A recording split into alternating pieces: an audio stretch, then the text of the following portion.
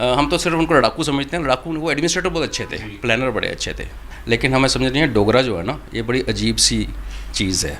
लोहा है। डोगरा कंडी में रहता है जहाँ पे पूरी बारिश नहीं होती, पानी नहीं होती, लेकिन वही डोगरों ने, चाहे बटाली कह लो, चाहे आप आगे बल्टिस्तान कह लो, चाहे उसके आगे आप गिलगित कह लो, चित्राल कह लो, इधर तिब्बत कह लो, ये डोगरा सैनिक वहाँ लड़ा। बेसिक क्यों कि लीडर अच्छा था। कि जब ये इनके जब शहीद होने वाली लड़ाई लड़ी गई, उस टाइम के बाद इनके खिलाफ कौन था? तिब्बतिन भी थे, चाइनीज़ भी थे, और बल्तिस्तानी वाले वो भी आया हुआ था, उनके प्रिंस, बिकॉज उनको बल्तिस्तान में भी उन्होंने कैप्चर किया था स्कारतू को। इन सब ने मिलकर इनको रोक तो लिया, शहीद भी किया। वहाँ जो चोटन जिसको कहते हैं, एक चोटन बना हुआ है जिस पे तिब्बतिन माथा टेकते हैं। इनकी बॉडी पार्ट्स को लोग अपने साथ लेके गए थे तिब्बतिन। उन्होंने उनकी बोन्स के साथ अपने बच्चों को तवीज़ पहनाए कि तुम भी बहादुर बनोगे, दैट वो था। दूसरा आपने बात की डुगर प्रदेश और डुगर लोग, जो लोग अपनी हिस्ट्री भूल जाते हैं और अपनी योद्धाओं को याद नहीं करते, या उन लोगों को याद करते हैं जो एक्चुअली अच्छे नहीं थे, जिनको कहानियाँ बदल बदल के बताया गया कि वो अच्छे थे और उनको हम पूजने लगे, तो उस समाज की उस सिविलाइजेशन का अंत होने लगता है। हमारे पास कोई चारा ही नहीं है, आज ऑप्शन ही कोई नहीं है। डोगरा आर नोन कि हम चुप रहते हैं, हम शर्मीले लोग हैं, हम कभी अपना क्लेम नहीं करते। और आज जैसे आपने कहा कि कोई कहता है गिलगित लें, बल्तिस्तान ना लें, क्या जब 1834 में जब उन्होंने महाराजा गुलाब सिंह ने और जनरल जोरावर सिंह ने बोला कि चलो तिब्बत चलते हैं और उनको अपने अंडर करते हैं, तो क्या वो सोचने वाली बात थी? कोई उसकी एग्जाम्पल थी? आज 13 अप्रैल है और जम्मू एंड कश्मीर के लिए, डोगरास के लिए ये काफ़ी महत्वपूर्ण दिन है, क्योंकि जनरल जोरावर सिंह कलोरिया जी का आज जन्मदिन है। एक ऐसे योद्धा, एक ऐसे शख्स जिसे अगर जम्मू एंड कश्मीर में अगर एक बहुत बड़ा खिताब दिया जाए तो मुझे लगता है कि वो उनके लिए भी वो पूरी तरह से अभी उसको जस्टिफाई नहीं कर पाएंगे जम्मू एंड कश्मीर के लोगों की। इस तरह की वो शख्सियत थे कि जम्मू एंड कश्मीर ही नहीं बल्कि देश भर की जो बाउंड्रीज़ हैं उसे हिमालय तक पहुँचाना, उसे तिब्बत तक, बल्तिस्तान तक लेकर जाना, ये बहुत बड़ा कंट्रीब्यूशन उनका रहा है। और जम्मू एंड कश्मीर के लोगों के लिए ही नहीं, देश के लिए, दुनिया के लिए उनके बारे में जानना कितना ज़्यादा ज़रूरी है, आज उसके बारे में हम बातचीत करेंगे। हमारे साथ बातचीत में जुड़े हैं कर्नल अजय के राणा साहब, इनसे डिटेल में चर्चा करेंगे। सर, स्वागत आपका द न्यूज़ नाउ पर। Thank you. और आज का शुभ दिन है, श्रद्धांजलि देने का समय है, और मैं उम्मीद करता हूँ कि हमारा पूरा देश, सारे इंडियंस और डोगराज इन पर्टिकुलर, आज के दिन जो इस महान शख्सियत की भूमिका है उसको याद करेंगे और श्रद्धांजलि देंगे। जी बिल्कुल, हम भी उनको श्रद्धांजलि दे रहे हैं और इसी में डिटेल चर्चा करेंगे। सर, जनरल जोरावर सिंह कलोरिया, उनका नाम ही ये बताता है कि वो शायद जम्मू से नहीं थे या डोगरा पहले वो नहीं थे। किस तरह से, कहाँ से वो थे? पहले हमारे दर्शकों को तो वो बताइए कि कहाँ के वो रहने वाले थे, क्योंकि माना जाता है कि शायद जम्मू कश्मीर से वो ताल्लुक़ नहीं रखते थे, और किस तरह से वो फिर जम्मू उनका आना हुआ, डोगरा जो फोर्स है उसमें उनकी एंट्री हुई। बहुत अच्छा सवाल पूछा रजत जी आपने। मैं एक पहले स्टेप पीछे से शुरू करता हूँ जी। जब हम डोगरा बोलते हैं अपने आप को, जब डोगरा प्रदेश बोलते हैं, तो उसे हम क्या समझते हैं जी? देखिए, डोगरा सिर्फ जम्मू का लैंड को डोगरा नहीं, जो कंडी बेल्ट है पूरी जम्मू की, वो पुंछ से शुरू करके आप ईस्ट की तरफ आएंगे तो जम्मू, अखनूर, ऑफ कोर्स कुछ एरिया पाकिस्तान में चला गया, एंड देन कठुआ, सांबा, ये सारा तो नोन जो लोग समझते हैं डोगरा। लेकिन हिमाचल, पंजाब का होशियारपुर और पठानकोट, गुरदासपुर, ये सारा जो है ये एक्चुअल डुगर प्रदेश है। अभी पॉलिटिकल रीजंस के कारण बाद में जो हुआ, डिवीजन्स हुई, उसको आप भूल जाइए। अगर हम डोगरा से बात करते हैं तो पूरा का पूरा हिमाचल, पूरी ये कंडी बेल्ट हमारी जम्मू की, और होशियारपुर, गुरदासपुर, पठानकोट, ये जो जगह हैं ये डोगरा लैंड है। इनफैक्ट होशियारपुर में हमारे जो जोधामल साहब हैं जम्मू के, उनका बनाया हुआ मंदिर भी है। तो ये किसी ज़माने में सारा डोगर प्रदेश ये था। दूसरा सवाल, हाँ जी, वो डोगरा थे, टेक्निकली डोगरा ही थे, और हालांकि कई लोगों ने उनको बाद में सिख भी बनाने की कोशिश की। ये नैरेटिव है, चलता रहता है, उसकी भी मैं बताऊँगा कहानी क्यों, क्या है, क्या रिलेशन है। वो बिलासपुर में पैदा हुए। कलोरिया जो उनका नाम है, उनकी जो एक उस टाइम ना बड़े स्मॉल, छोटी छोटी प्रिंसिपैलिटीज़ थी, बड़ा कोई राज्य नहीं था। डोगर देश में भी बंटा हुआ था, जम्मू छोड़ अलग था, बचालता अलग, हर अलग था। तो वो उस कम्युनिटी को बिलोंग करते थे। लेकिन जब वो छोटे थे, अभी बचपन में ही, उनके फैमिली में प्रॉपर्टी डिस्प्यूट हो गया उनके फादर की डेथ के बाद। तो उन्होंने, कितना मन उचट जाता है, और वो छोड़ के हरिद्वार चले गए। और हरिद्वार में उनको मिले हमारे किश्तवाड़ के एक बहुत बड़े शख्सियत थी, जो जागीरदार थे समझ लो, वो हरिद्वार गए हुए थे यात्रा पे।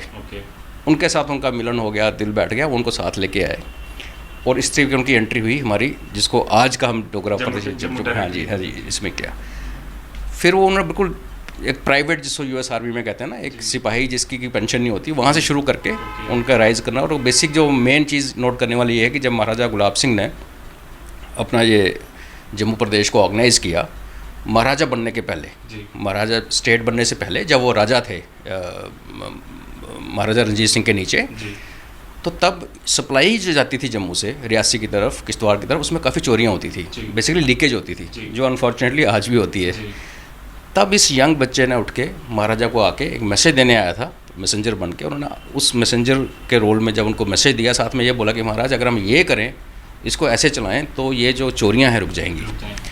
तो उस छोटे से बच्चे की बात सुन के महाराज इतने इंप्रेस हुए कि जब उन्होंने उसको इम्प्लीमेंट किया तो एक्चुअली काफ़ी सारी वेस्टेजेस और पिलफरेज रुक गई। और वहाँ से इनका शुरू हुआ राइज़, कि उनकी नज़रों में आ गए। गुलाब सिंह की अगर आप देखेंगे, वो खुद महाराजा रणजीत सिंह की नज़रों में आए थे जब वो 13 साल के थे, जब उन्होंने गुम्मट की लड़ाई लड़ी थी। तो एक योद्धा दूसरे योद्धा को पहचानता है, एक कैपेबल आदमी जानता है, तो वो खुद बचपन में पहचाने गए थे, उन्होंने इनको पहचान लिया। और फिर उनको किश्तवाड़ में शिफ्ट किया गया, वहाँ पर उनको गवर्नर, उसको टाइम हाकिम बोलते थे, हाकिम बनाया गया। और जैसे जैसे इन्होंने अपना शौर्य दिखाना शुरू किया, और वहाँ एडमिनिस्ट्रेटिव बहुत अच्छा था। देखिए, सिर्फ लीडर वो नहीं होता जो तलवार चलाना चाहे, उस ज़माने में तलवार, आज के ज़माने में गोली चलाता है। लीडर वो होता है जिसको फाइनेंस से लेके, एडमिनिस्ट्रेशन से लेके, फाइटिंग, हर चीज़ उसको आनी चाहिए। तो इनसे कंप्लीट लीडर कोई नहीं था अपने ज़माने में, और उसको सही पहचाना महाराजा गुलाब सिंह ने, जो कि बहुत ज़्यादा दिमाग वाले थे। उनको आप शातिर नहीं, बहुत ज़्यादा, जिसने कंडी के इस इलाके से उठ के एक स्टेट खड़ी की, और जो हम आगे बात करेंगे बॉर्डर्स पहुँचाए, तो उन्होंने उसको ठीक पहचाना। और फिर रियासी, किश्तवाड़, ये सारा अरनास, ये सारा इलाका इनको देख के इनको गवर्नर बना दिया। तो जब गवर्नर बने हैं हमारी स्टेट में, तो तब इनको जो प्रॉब्ली सबसे ऊंचा पोस्ट उस ज़माने में इनको मिली, और वहाँ से इनका फिर आगे मिलिट्री कैंपेन का चैप्टर उसके बाद शुरू हुआ। जी सर, गुलाब सिंह जी के जिस तरह से आपने कहा कि उनकी नज़र में ये पहले ही आ गए थे जब इनको रियासी की बेल्ट दी गई, बट फिर उसके बाद फ़ौज में या फिर पूरी तरह से इनको कब सेनापति कब बनाया गया कि आप अब पूरी तरह से जो है अपनी जो फोर्स है वो संभालेंगे? और उसके बाद जहाँ जहाँ भी हमें हिस्ट्री से कई सारे ऐसे इंसिडेंट्स मिलते हैं जहाँ पर इन्होंने कई सारी लड़ाइयाँ लड़ी और जो डोगरा विरासत है उसे बढ़ाने में एक बड़ा कॉन्ट्रीब्यूशन दी। जी, उस ज़माने में देखिए ऐसा सिस्टम नहीं था जो आज है कि आईएएस लग गए, मिलिट्री लग गए, और ऐसा नहीं था जज लग गए। वहाँ जो अच्छा था, जो लीडर था, वो ऑल इन वन होता था। तो 1822 में राजा गुलाब सिंह को राजा की गद्दी दी गई और जम्मू का राजा बनाया गया महाराजा रणजीत सिंह के द्वारा। तो उस टाइम हम सिख राज के अंडर थे। अगले 10-12 साल तक लोकल इस्टेब्लिशमेंट होती रही। यहाँ रेबल भी थे, मियाँ डिड्डू का नाम भी सुना होगा, यहाँ काफ़ी कुछ होता रहा। 1834 में महाराजा गुलाब सिंह का मन बनाया कि हम क्यों ना लद्दाख की तरफ अपना एक्सटेंड करेंगे। और लद्दाख उससे पहले क्या था, वो कभी फ्री रहा, कभी तिब्बतिन के साथ रहा, कभी वो मुगल्स को कर देता रहा, लेकिन लद्दाख जम्मू के साथ कभी नहीं था। और जम्मू अपने आप में क्या था, महाराजा गुलाब सिंह से पहले जम्मू बटा हुआ था। तो उन्होंने अभी इनको बोला कि आप किश्तवाड़ में बैठे हो, आप तैयारी करो, कि उनको पता था इनका सबसे कैपेबल एडमिनिस्ट्रेटर कम मिलिट्री जनरल है। लेकिन महाराजा गुलाब सिंह, जैसे हम कहते हैं ना, उनको स्टडी करने की ज़रूरत है। वो ब्रैश नहीं थे कि ऐसे सिर ने कहीं डाल दिया। वो एक अपॉर्चुनिटी का वेट करने लगे कि ऐसा कोई मौका बने जब उनको लद्दाख जाने का बहाना मिले। तैयारी पूरी कर ली। और उनको कहते हैं ना, कुदरत फिर रास्ता खोलती है। तो लद्दाख में और छोटे छोटे राज्य थे, उनके आपस में कुछ डिस्प्यूट हुआ राजा के साथ, और एक राज्य को उन्होंने की मदद मांगी। उसके बहाने से 5000 डोगरा सैनिक लेके हमारे जनरल जोरावर सिंह किश्तवाड़ से, संस्कार से होते हुए लद्दाख में एंट्री किया उन्होंने। और आज हम कहते हैं कि काफ़ी अच्छा था, ये था बुद्धिस्ट लैंड थी, पीसफुल लोग थे, लेकिन वो लड़े आगे से। इनफैक्ट एक टाइम ऐसा आया था बीच में, कोई 3 महीने के बाद, जब धोखा दे के काफ़ी डोगरा सैनिकों को लद्दाखियों ने हाथ बांध के रिवर में फेंक दिया था। सेटबैक हो गया था, ऐसा भी हुआ था। लेकिन वो जो हमारे 40-45 लोग जवान पहले मारे गए लड़ाई में, उसके बाद ये धोखेधड़ी में भी मारे गए, लेकिन मोस्ट ऑफ फोर्स हमारी इंटैक्ट थी। और आपको एडमिनिस्ट्रेशन की बात आती है, जब ये लोग जंस्कार में बैठे थे शुरू में, तो इन्होंने कोई लूट मार नहीं की। जनरल जोरावर सिंह ने कहा कि हमने दूसरे इलाके में आए हैं, लेकिन हम लूटेंगे नहीं। आप जानते हैं कि लद्दाख में पैदावार बड़ी कम होती है, हरियाली है नहीं। तो उनके इस अच्छे कार्य काम के कारण जो लोकल लॉर्ड्स थे, जो पैसे वाले थे, जो थे, उन्होंने खुद आके फ़ौज को खाना खिलाना शुरू किया। तो उससे एक ऐसी गुडविल जनरेट की, और आने वाले समय में वो गुडविल इनको हमेशा काम आई। जब भी ये लोग लद्दाख गए, ये वाया पूरी, जिसको कारगिल बोलते हैं, शुरू कारगिल होते हुए गए। पर एक चीज़ मैं यहाँ ज़रूर पूछना चाहूँगा कि क्या जब यहाँ से 5,000 फोर्स लेके जब जनरल जोरावर सिंह गए तो क्या उतनी तैयारी थी कि हम इतने महीने वहाँ पर रहेंगे, और उस तरह का इलाका जो आज भी हम अगर नॉर्मल जम्मू से भी कोई व्यक्ति वहाँ पर जाता है या श्रीनगर से भी जाता तो उसके लिए भी काफ़ी मुश्किल हो जाती है, ऑक्सीजन की प्रॉब्लम है, वहाँ पर ठंड इतनी ज़्यादा होती है, उस समय तो बिल्कुल शेल्टर्स भी नहीं थे, किस तरह की उन्हें प्रॉब्लम वहाँ पर फेस हुई? देखिए, लद्दाखियों ने तो वेट किया था कि जब सर्दियाँ शुरू हो जाएं तो उनको काउंटर अटैक करेंगे। वो भी जैसे समझते थे, जो आप कह रहे हैं बिल्कुल सही कह रहे हैं, लेकिन हमें समझ नहीं है डोगरा जो है ना, ये बड़ी अजीब सी चीज़ है। लोहा है। डोगरा कंडी में रहता है जहाँ पे पूरी बारिश नहीं होती, पानी नहीं होती, लेकिन वही डोगरों ने, चाहे बटाली कह लो, चाहे आप आगे बल्टिस्तान कह लो, चाहे उसके आगे आप गिलगित कह लो, चित्राल कह लो, इधर तिब्बत कह लो, ये डोगरा सैनिक वहाँ लड़ा। बेसिक क्यों कि लीडर अच्छा था। हमारे जो इनके साथ और भी जो लीडर थे, मेहता बस्ती राम थे, उससे पहले जनरल बाज सिंह हुए, जनरल बाज सिंह ऑफकोर्स बाद में आए। तो ये जो, और ब्रिगेडियर राजेंद्र सिंह जो आप जानते हैं, तो ये वो लोग हैं जिन्होंने ऑड्स के साथ लड़ना, तो इनका इस पार्ट ऑफ द गेम 100 आदमी लेके एक ब्रिगेडियर साहब 6,000 कबायलियों को रोक के आ गए। तो यस, डिफ़िकल्टीज थी, लेकिन जैसे मैंने कहा, जब उन्होंने गुडविल अर्न कर ली लोगों से, उनको लूट मार नहीं की, तो जो कंफर्ट उनको चाहिए थे, जो खाना पीना चाहिए था, सुरू वैली में कर लिया। इसी तरीके से जैसे जैसे ऑपरेशन आगे बढ़ता गया, इन्होंने नजायज़ किसी पे काम नहीं, किसी को तंग नहीं किया, और अपने जहाँ जाते गए फोर्ट्स बनाते गए, छोटे छोटे जो किले बनाते गए, वहाँ एक प्लाटून छोड़ दी, कहीं सेक्शन छोड़ दी, तो एक लाइफ लाइन उन्होंने अपनी बना के रखी। तो बहुत ज़्यादा हम तो सिर्फ उनको लड़ाकू समझते हैं, लड़ाकू, वो एडमिनिस्ट्रेटर बहुत अच्छे थे, प्लानर बड़े अच्छे थे, तो इसलिए। तो सर, लद्दाख की बात करें, माना जाता है कि तिब्बत से जब वहाँ पर कूच करने वो गई तो कई सारी प्रॉब्लम आई, वहाँ पर अटैक भी हुआ। किस तरह का वो मतलब एक मंजर उस समय तैयार हो गया था जोरावर सिंह के लिए, और किस तरह की परेशानियाँ वहाँ पर इनके लिए बनी? देखिए, जो पहली बार ये गए हैं 4,000-5,000 सैनिक लेके, उसके बाद लद्दाख में इन्होंने जब काफ़ी लड़ाइयाँ लड़ी, धोखा भी खाया, सब कुछ हुआ, बीच में ईस्ट इंडिया कंपनी का भी ये गेम चली। आपको हैरानगी होगी कि एक अंग्रेज़ वहाँ पे छुट्टी पे था, नॉर्मल जर्नलिस्ट, ले के राजा ने कहा ये तो जोरावर सिंह रुक नहीं रहा, तो उन्होंने उसको प्रेशर डाल के उससे ये कहलवाया कि मुझे ईस्ट इंडिया कंपनी ने भेजा है लद्दाखियों की हेल्प करने के लिए, क्योंकि ईस्ट इंडिया कंपनी नहीं चाहती कि डोगरा जो है, डोगरा और सिख मानते, सारा सिख साम्राज्य था, तभी जोरावर सिंह को लोग सिख बोलते। ओवरऑल तो सिख राज्य था, लेकिन फौज डोगरा थी। तो अंग्रेज़ नहीं चाहते थे कि डोगरा फौज तिब्बत में जाए और नेपाल के साथ जुड़ के, क्योंकि नेपाल में गुरखों से उनकी बनती नहीं थी, उनकी लड़ाई हो चुकी थी, तो उनको पता अगर दोनों जुड़ गए आपस में तो अंग्रेज़ों को यहाँ रहना मुश्किल हो जाएगा। वो कहानी बना के इन्होंने जनरल जोरावर को गुमराह करने की कोशिश की। जनरल जोरावर थोड़ी देर उस धोखे में आए, उन्होंने मैसेज भेजा पीछे महाराजा गुलाब सिंह को कि भाई क्या हो रहा है, तो उन्होंने क्लैरिफाई कर लिया, बोला ऐसा कुछ नहीं, आप यू कैरी ऑन। तो उसके बाद जो नेक्स्ट 5 ईयर्स थे, उसमें कभी कश्मीर के राज्य, कभी बल्तिस्तान के लोगों ने मिल मिला के ऐसा सिनेरियो क्रिएट किया कि इनको बार बार वहाँ पे विद्रोह होने लगे लद्दाख में। इनफैक्ट उस ज़माने में बर्फ़ के टाइम पे एक टाइम ऐसा है जब इमरजेंसी में इनको, जोरावर सिंह को अपनी फ़ौज को लेके ले जाना पड़ा किश्तवाड़ से 12 दिन में, जो आज की डेट में भी अच्छे ट्रैकर को कहेंगे ना आप, वो नहीं जा सकता। तो वहाँ पहुँचे थे क्योंकि उनको डोगरास को घेर लिया गया था, छोटे छोटे फोर्ट थे। लेकिन उससे भी इम्पॉर्टेंट चीज़ है, आप ये भी देखिए कि वाइल गुलाब सिंह जो थे वो सिख साम्राज्य के अंडर थे, technically Zorawar Singh was fighting for Sikh empire, but जो कश्मीर में सिख का गवर्नर था मियाँ सिंह, वो ना तो गुलाब सिंह को पसंद करता था, ना वो जोरावर सिंह को पसंद करता था। अदरवाइज़ जो रास्ता लद्दाख जाने का सही रास्ता वाया कश्मीर ही था। इनको वहाँ से कभी नहीं, ये हर बार किश्तवाड़ से चढ़ के गए हैं, जो कि बहुत खतरनाक रास्ता है, और आज भी खतरनाक है वो, आज भी उसमें ट्रैकर्स जाते हैं, नहीं जाते हैं। तो ये भी हमें समझना चाहिए कि भले हम हर कोई क्लेम कर ले कि वो सिख जनरल था, वो डोगरा जनरल, ऐसा नहीं था। विद इन सिख एम्पायर एक डोगरों ने अपनी आइडेंटिटी क्रिएट की, और उन सब हार्डशिप्स को अपने लोकल, मतलब गवर्नर साथ वाला कश्मीर वाला आपके अपोजिशन में है। आपको ये भी देखना पड़ेगा कि जनरल जोरावर जब बल्तिस्तान में गए हैं तो उनके प्रोग्रेस को रुकवाया गया। कश्मीर के गवर्नर ने कंप्लेन कर दी महाराजा रणजीत सिंह को, देखो जी ये आ रहा है और हमारा जो यहाँ का रेवेन्यू टैक्स वगैरह सब निकल जाएगा हाथ से। तो बड़े फ्रंट्स पे उनको चैलेंजेस थे, बर्फ़ की चैलेंज, खाने का चैलेंज, सर्दी का चैलेंज, ऑक्सीजन का चैलेंज, पॉलिटिकल चैलेंज, उधर से कॉन्स्पिरेसीज, तो ये तो एक केस स्टडी है जिसको पढ़ने और समझने के लिए शायद बहुत टाइम चाहिए जी। और जिस तरह से सर ये भी एक थ्योरी भी निकल कर आती है या ऐसी बड़ी सारी ऐसी एग्जांपल्स हैं जहां से ये समझ आता है कि जब तिब्बत के साथ लड़ाई हुई या जब उनकी फ़ोर्स के साथ जनरल जोरावर सिंह की फ़ौज की लड़ाई हुई तो उसमें वो शहीद भी हुए, जब उसके बाद भी तिब्बतियन इतने ज़्यादा इम्प्रेस हुए कि उन्होंने वहाँ पर इनके लिए स्पेशली शायद किला बनाया या कुछ ऐसी चीज़ें वहाँ पर मेमोरियल इनके लिए तैयार किए ताकि एक वॉरियर की जो असली पहचान है वो लोगों को पता चले। जी 12 दिसंबर 1841 को ये शहीद हुए।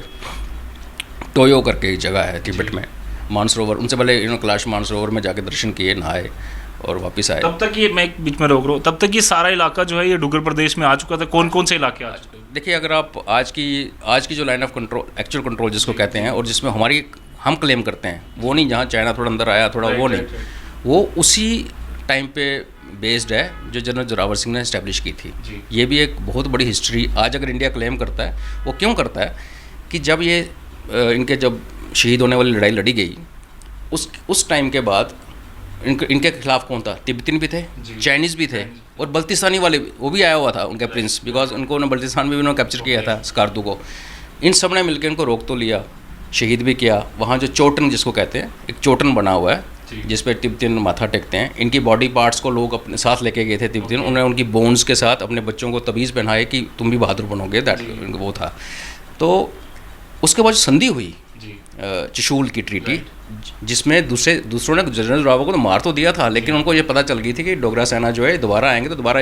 और देखो मेहता बस्ती राम थे जो उनके साथ थे, वो जिंदा वापस आए। तो उनको लद्दाखियों को पता था, तिब्बतियंस को, कि ये एंड ऑफ द स्टोरी नहीं है। तो तब बैठ के संधि की गई, और 1 साल के बाद हुई थी संधि। एक्चुअली उन्होंने लेह में फिर एक गड़बड़ हुई थी, लंबी हिस्ट्री है, अभी टाइम कम है।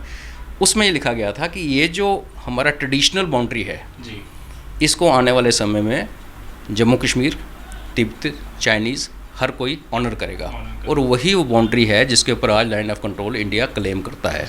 तो देखिए, अगर उस महापुरुष ने ये नहीं किया होता, और इधर ही नहीं, उधर कराकोरम, वुखान कॉरिडोर, चित्राल, ये सारी जो बाउंड्री है ये डोगरी सेना ने उनके अंडर फिक्स की थी। अगर वो ना हुआ होता तो आज हमारा नक्शा डिफरेंट होता, क्लेम ही ना बनता। बिल्कुल सही बात है सर। आज की अगर हम बात करें तो कितना ज़्यादा रेलिवेंस उनका हम समझ सकते हैं, और कितना ज़रूरी है आज के हमारे जितने भी जो हम क्लेम करते हैं कि हम एक आज़ाद ऐसे इलाके में रह रहे हैं, या फिर ऐसे ऐसे इलाकों को हम क्लेम करते हैं, बल्तिस्तान या फिर बाकी इलाकों हम क्लेम करते हैं कि ये हमारा इलाका है, डुग्गर प्रदेश का इलाका था। जम्मू कश्मीर के लोगों के लिए, डोगरा लोगों के लिए कितना ज़्यादा ज़रूरी है आज की डेट में जनरल जोरावर सिंह के बारे में जानना, उनको पढ़ना, और उनकी जो कहानियां हैं उनको हम, ताकि अपने जो बच्चे हैं उनको भी पढ़ा पाएँ। देखिए, एक तो मैंने जो कहा कि लाइन ऑफ कंट्रोल का जो प्रैक्टिकल जो सारा क्रेडिट उनको जाता है। दूसरा आपने बात की डुग्गर प्रदेश और डुग्गर लोग, जो लोग अपनी हिस्ट्री भूल जाते हैं और अपनी योद्धाओं को याद नहीं करते, या उन लोगों को याद करते हैं जो एक्चुअली अच्छे नहीं थे, जिनको कहानियाँ बदल के बताया गया कि वो अच्छे थे और उनको हम पूजने लगें, तो उस समाज की उस सिविलाइजेशन का अंत होने लगता है। हमारे पास कोई चारा ही नहीं है आज, ऑप्शन ही कोई नहीं है। डोगरा आर नोन कि हम चुप रहते हैं, हम शर्मीले लोग हैं, हम कभी अपना क्लेम नहीं करते। और आज जैसे आपने कहा कि कोई कहता है गिलगित लें, बल्तिस्तान ना लें, क्या जब 1834 में जब उन्होंने महाराजा गुलाब सिंह ने और जनरल जोरावर सिंह ने बोला कि चलो तिब्बत चलते हैं और उनको अपने अंडर करते हैं, तो क्या वो सोचने वाली बात थी? कोई उसकी एग्जाम्पल थी? आज तो हमारे पास उस समय कोई और फोर्स भी जो थी वो शायद हिमालय की तरफ बढ़ने में सोच भी नहीं सकती थी। आज भी अगर आपको एज ए ट्रैकर जाना पड़े किश्तवाड़ से, जैसे मैंने कहा, लेह में, तो जिसको हम अपने लैंग्वेज में नानी याद आ जाती है। It's not easy. और फिर उतने लोगों को लेके जाना, फिर उनका खाना पीना, तो हमें एक तो उनको एज ए मोटिवेशन, वो हमारी सोसाइटी की एजुकेशन सिस्टम का हिस्सा होना चाहिए। हमारे स्कूल की किताबों में उनका नाम हर जगह होना चाहिए। अनफॉर्चुनेटली जम्मू यूनिवर्सिटी में जोरावर हाल है, लेकिन उनकी एक पेंटिंग तक उसमें नहीं है, उनका एक राइटअप वहाँ नहीं है। देखिए, काफ़ी गेम्स लोग खेलते हैं। एक यहाँ चौक है बहु प्लाजा के पास, जिसको आधे जम्मू वाले घोड़ा चौक कहते हैं। देखो कितना अनफॉर्चुनेट है। और अनफॉर्चुनेट इसलिए कि हमने उनकी हिस्ट्री को नहीं संजोया नहीं। ये अभी टाइम है, अभी वैसे भी रिवाइज हो रहा है सिलेबस। मैं तो अपील करता हूँ पावर्स को, हमारे मिनिस्टर बैठे हैं दिल्ली में, कि ये उनका chapter should be part of our Indian history, it should be taught throughout India. क्योंकि उन्होंने जो किया वो इंडिया के लिए किया। आज की डेट में, उस टाइम उन्होंने डोगरों के लिए किया, या राज्य के लिए, लेकिन उसका इम्पैक्ट आज है। आज हम चाइना को आंखों में आंखें डाल के देखते हैं, लोग हमें सपोर्ट करते हैं, बिकॉज हमारा क्लेम है उस लाइन के ऊपर। और यस, जैसे मैंने कहा, अगर हम अपने योद्धाओं को याद नहीं करेंगे तो हम पेरिश हो जाएंगे। बहुत ज़रूरी है। सर, आप इतने सीनियर राइटर हैं, कई सारी बुक्स आप लिख चुके हैं, ट्रैवलर हैं, कई सारी जगहों पर जाते रहते हैं, क्या मतलब आपको लगता है कि अभी तक जम्मू के लोगों ने या जम्मू की जो जितनी भी लीडरशिप रही है पुरानी, या फिर जितने भी लोग रहे, बाहर के लोगों ने अपनी जो चीज़ें हैं, अपना जो विरासत है, उसे ज़्यादा संभाल कर रखा है? मतलब कि जम्मू के लोगों ने अभी वो जो कमियां हैं उसे भी पूरा करना जो है वो ज़्यादा ज़रूरी है? बिल्कुल है जी। मैं जैसे मैंने मेंशन किया था कि काफ़ी सिख लोग हैं जो उनको क्लेम करते हैं, क्यों नहीं, उनको करना भी चाहिए। जी। और हम अपना उनको, जो हमारे डोगरों ने पे हमने क्लेम छोड़ दिया, उनकी हवेली देखिए रियासी के पास है, जी। बुरा हाल है उसका, उसमें वो गिरने वाली है। हमारी अपना मुबारक मंडी पैलेस देखिए क्या हाल है। अब ये क्यों हुआ, कैसे हुआ, हम सब समझते हैं, कहानियाँ हर जगह हैं, लेकिन ये भी हमें देखना चाहिए कि हम एज ए डुगर्स लोग हमने क्या किया। सरकार ने फाइल मूव नहीं की, फंड नहीं दिए, अफसर ने ये नहीं किया, वो तो ठीक है, वो उनका काम है। आवाज़ भी नहीं आई। हम आवाज़ नहीं आई। हमारे महाराजा को यहाँ से दिल्ली बुलाया जाता और बोला वापस मत जाओ, महाराजा हरि सिंह को, बिकॉज शेख अब्दुल्ला साहब को पसंद नहीं था। हमारी JAK RIF by the way general Zorawar Singh की जो बटालियन बनी थी, 4 जैकरिफ, उसका सर थोड़ा सा मैं ज़रूर बीच में वो झंडे का भी कुछ है कि वो तिब्बत से थोड़ा सा और लिया गया। एक मानतलाई जो चाइनीज़ फ्लैग कैप्चर किया था, और चाइना के मुंह पे बहुत चपाटा है वो, उसकी एक रेप्लिका ले में जोरावर फोर्ट है, उसमें है। और एक जो उसका ओरिजिनल है वो जैकरिफ सेंटर में है, जबलपुर में। जैकरिफ सेंटर जो कि जम्मू सतवारी में था, और लॉजिकली देखिए उसके ट्रुप्स JNK के हैं और हिमाचली डोगरे हैं, और पॉलिटिक्स ने उसको उठा के जबलपुर भेज दिया। हमने कुछ नहीं बोला। महाराजा हरि सिंह को बोला दिल्ली जाओ और वापस मत आओ, हमने कुछ नहीं बोला। जनरल जोरावर सिंह सिख थे और डोगरा नहीं थे, हमने फिर कुछ नहीं बोला। नहीं बोलेंगे तो हम हिस्ट्री में से गायब हो जाएंगे। हमें 10-15 साल की बात नहीं है, जब हम हिस्ट्री की बात करते हैं, जनरेशन की बात करते हैं, 50 साल 100 साल की बात है, कौन याद रखेगा। हमें क्लेम करना चाहिए। हमने बिल्कुल सही कहा। और आप हैं यंग, हम लोग तो, हमारी एक लिमिटेशन है, उसके आगे जो जज्बा है वो यंग उसमें है। सभी डोगरा, चाहे वो हिंदू मुस्लिम, इस बेल्ट के रिलीजन डजंट मैटर, हम सब डोगर हैं, डोगरे हैं, और हमें इस जज्बे के साथ इसको उठा के चलना चाहिए। धन्यवाद सर हमसे पूरी बातचीत के लिए। Thank you. तो जिस तरह से सर ने अपनी शुरुआत में ही कहा था कि इतनी कहानियां हैं जनरल जोरावर सिंह के बारे में या फिर डोगरा रूलर्स के बारे में कि करते जाएंगे तो शायद कहानियां ख़त्म ना हो। ज़रूरी है कि ये छोटी छोटी कहानियां या इतनी बड़ी कहानियां जो हमारे डोगरा प्रदेश की हैं, जिससे डोगरा विरासत बनी, हमारे देश की जो बाउंड्रीज़ तय हुई और जनरल जोरावर सिंह का जो कॉन्ट्रीब्यूशन था, उन चीज़ों को हम याद करें, उन्हें बचाएँ, उन्हें संजो कर रखें, ताकि हमारे जो नेक्स्ट जनरेशन्स हैं उन्हें भी ये कहानियाँ समझ आएँ, वो पढ़ें और खुद में भी प्राउड महसूस करें, और किस तरह से डोगरा ने हमेशा से कंट्रीब्यूट किया है अपने नेशन के लिए, अपनी कंट्री के लिए, उसे भी हम हमेशा याद करें। कैमरा पर्सन कमल सिंह के साथ Ajit Vora, the news now, Jammu.